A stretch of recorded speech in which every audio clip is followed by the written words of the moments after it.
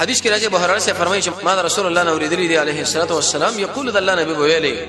اذا اقيمت الصلاه چې کله موږ ودرولې شو معنا اقامت ویل شو نو فلا تو همرا زیدله تسعون چې منډه وای بلکې حدیث کې دینه من راغلی دا نبی صلی الله علیه وسلم په منځ باندې ولاړ یو رکعت یو ملګری لاړو غربار په دې جماعت کې جوړ لکه زموږ شاو ډېر بزرګان داسې بزرګي غني چې د سوي کې دلته امام په منځ باندې ولاړ ډېر په دربار باندې په دې جماعت را دن نشو خوشاله هم دی چې لکه اول رکعت مې راوړیو شریعت پرې باندې رد کړي دي ډېر په اطمینان باندې راشه که اول رکعت دیونی او که دویم رکعت دیونی او که دریم رکعت دیونی او که څلورم دیونی او که ودنی او غو مکو که وخت نه چې دومره بزرګ مسلمانې د قمنده د اودس د زینا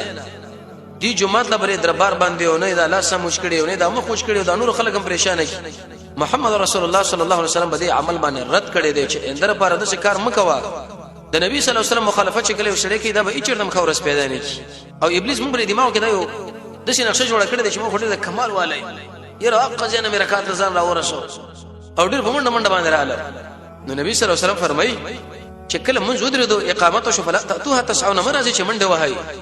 وقتو هر راشد دلته تمشون چې مزل کوي علیکم السکینه لازم د پتاسو باندې دلارامي فما ادرکتم فصلوا چې تاسو را لاندې کړ د امام سره دغه منځو کوي وما فاتکم چې کوم تاسو لړو فاطمه بیرغه قضیه وکا اتمام وکا نو دغه شپه چې کله بسړی کې موجود اطمینان وقار عزت د اودس زینه جمعات لراتل ډیر په دمه دمه باندې راتل ډیر په واجب کیفیت باندې راتل نبی صلی الله علیه وسلم په دې باندې امر کړی دا د شی عمل د شي انسان د دې پوجا باندې به جنت ته داخلي کی دیبل تر باندې موږ تاسو غوږ سر بټولې ویلو د الله نبی منه کړی دا موږ تیز را روانو خپل بزرګي د خلکو راخاره کوو